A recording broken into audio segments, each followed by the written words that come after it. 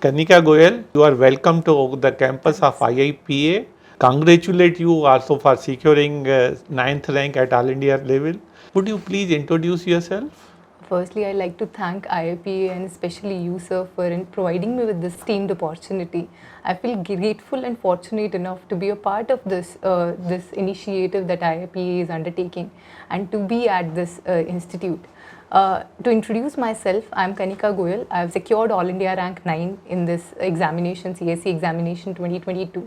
I come from Kaithal, Haryana, and I did my graduation in political science from Lady Shri Ram College for Women, Delhi University. And it was my childhood dream to be a civil servant and to be an IS officer. So it was from my 7th standard that I was actually looking forward to be here and where I am right now. And after getting the appointment letter, I'll be into IS, and I look forward for that, sir. That is very good. Your dream has come true. There is exponential growth in the material for the civil service examination. So what were your criteria to select the right material? So the criteria which I kept at the base to select the right material and right resources was the syllabus that has been provided by the UPSC itself. So I find the syllabus to be very elaborate and has clarified on each and every aspect. So that helped me a lot in identifying what all things I should be looking forward to, and I should be having my hands on to prepare for this examination. Second, whether I'm in habit of reading that or not. For example, from my class 11th, I was reading The Hindu. So I kept that as my single or sole newspaper to read. Technically speaking, the CSE can be divided into three parts: Yes, the prelim, main, and personality test. Let us start with the preliminary. Now, preliminary consists of two papers. One is the GS, other is the CSAT. Could you please elaborate which material you depended on for preliminary exam? For prelims, sir, the GS part I integrated it with the mains, and thus I kept the sources same. For example, for GS, if I'm preparing polity, then I prepared it from Lakshmikant for GS2 mains, and also for GS for the polity part of the prelims paper. And similarly for economics, I refer to single source whether I was preparing for mains examination or for prelims examination. For prelims, the addition that I made, that I refer to a lot of mock tests. So as if I'm leaving a certain topic, I can do a reverse engineering technique and prepare that topic from the mock answers or the analysis that has been provided therein. For CSAT, sir, I didn't prepare actually even when coming from a humanities background. So that was a trick to say. I prepared it for 4 days in my first attempt, CSE 2021. And now when I just had 5 days to prepare for complete prelims, I gave 2 days for CSAT.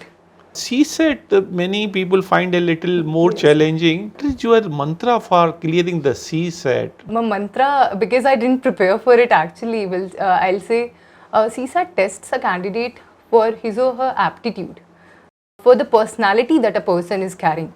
And I'll say CSAT tests that whether a person is able to manage the time, second, bank on his or her strength, and carries an aptitude to analyze things at that time, and also selectively manage things. For example, in CSAT there are a lot of questions, and some of questions are actually required to be skipped.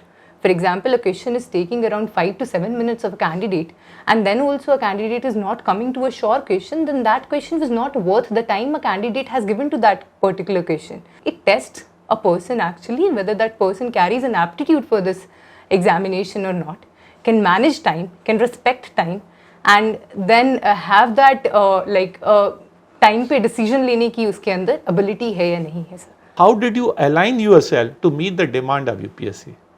So for me to align, as I said earlier, the alignment came from the syllabus and then the previous year question which UPSC has provided itself.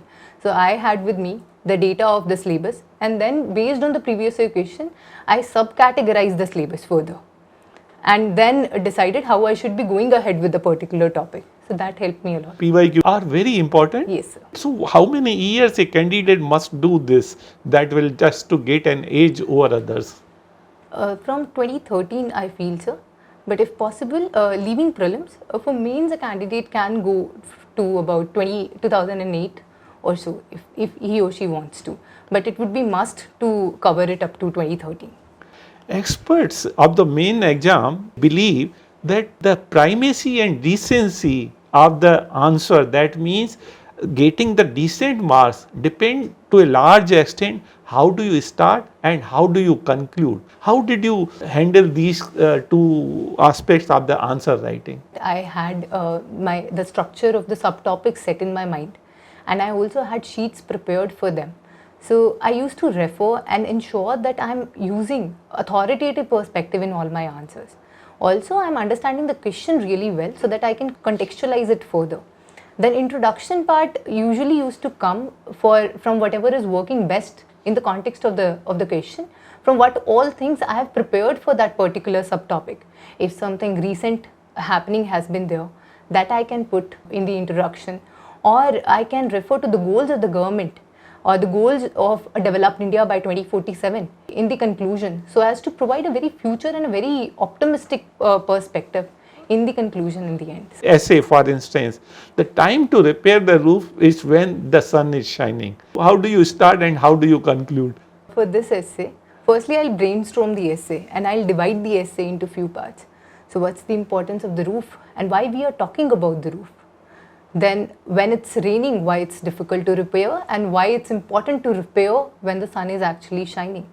I'd like to start with a story in this particular essay, like how a bird keeps on repairing the nest and how the bird ensures that the nest is actually not taken away by the wind and is washed off by the rain, and a continuous repair is required, and why it's important to harbor those eggs which are inside for them to nourish and then to grow and to become and to have their life journey complete. I'd like to start it that way, and because the essay demand a person to go in a certain depth and have an understanding, I'd like to elaborate on each point, provide certain anecdotes, provide certain examples, and go in that manner.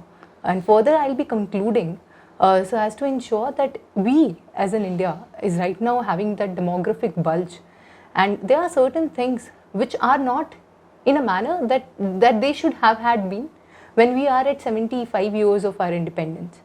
And we, all of us, do take cue of it. So now it's the time to repair. Now we have come a lot far. We have done a lot of things. We have our roof ready, but there are certain bits and pieces we got to repair when the sun is actually shining, when the demographic bulge is there, when the youth dividend is there, so as to ensure we don't face it after when we are going to enter era after 2047, when the average age is going to be around 47 years or so.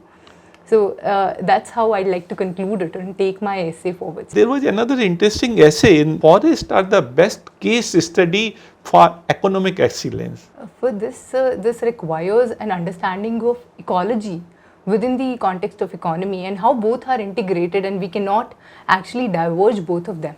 So for this essay, I'd like to firstly start that how economic dividends that we have had thought, that we have reaped, have actually been taken aback because of the ecological mistakes that we have had made, especially in the context of our forest. I like to give examples of forest fires or certain incidents which are happening in the Amazon. So I'd like to start from there, how the Amazon is burning, and provide a very visual picture to the examiner while starting with my essay. And then I like to take it further, present a lot of ecological problems that we are facing and how it's very important to merge ecology and environment so as to have a very sustainable growth that the world requires right now, and UN SDG goals. And even in this Saptarishi, when we are talking about green growth, it's very important, sir. Coming to PSIR, the basic doctrine of the Constitution of India has enhanced the power of judicial review of Supreme Court. Now comment on it. I actually attempted the question in the actual examination. Firstly, I talked about the importance of the basic structure doctrine and how it's related to the philosophy of Locke and Montesquieu, and how they have stressed on separation of power in each of their philosophies. Then I related it to the Indian government and politics portion and the Keshwananda Bharati case. Okay. And how the judicial review that has been listed under Article 13 has developed over the year. I traced the evolution throughout with Minerva Mills case and then IR Coelho case, and then further in India after Keshwananda Bharati case. And that's how I went with it. Then I presented the perspective of some of the scholars, some of the authoritative perspective, and how we need to ensure that both the things, the legislature and the judiciary, are working together so as to ensure that India progresses towards its best. Sir. PSIR 2, there was a question on what are the challenges faced by the developing country in the era of globalization? For this, I'll firstly tell about globalization and the context of globalization and how the present some authoritative perspective on it. Then the developing countries coming to it, I'll refer to some of the perspective like Jagdish Bhagwati sir. He has given in defense of globalization, how globalization has actually benefited the global south. Then the Emmanuel Wallerstein, how semi-peripheries and other states have emerged. Then a different perspective, David Easton's transformational theory of globalization, and then integrate all of the theories and present a perspective that globalization, as it's said by Joseph Stiglitz as well, depends on the institutions and depends on the people or the governance, also the world institutions, how we are taking it forward. And we need to ensure that the world make best out of globalization, and we need to stand for globalization so as to ensure that the world that requires to be together to grow actually grows. Coming to the personality test. Yes. Now, when you go to the interview board, can you briefly summarize the question which you felt very comfortable and question you were not so comfortable with? I was when I on 19th of April when I entered the interview at the UPSC Bhavan, I told myself that I'm not meant to stop, I'm meant to conquer, and I'm born to conquer. And with that mindset only, I entered the interview room. So the question which I felt a little tricky, if to say, was the question when, in reply to my answer of a poem which has inspired me, Chairman sir actually quoted a sher by Ghalib. He said that उड़ने दो इन परिंदों को आज़ाद हवा में है गालिब, जो तेरे अपने होंगे लौट आएंगे तेरी ओर. And he asked me, how do you interpret it, Kanika? That I felt a little tricky.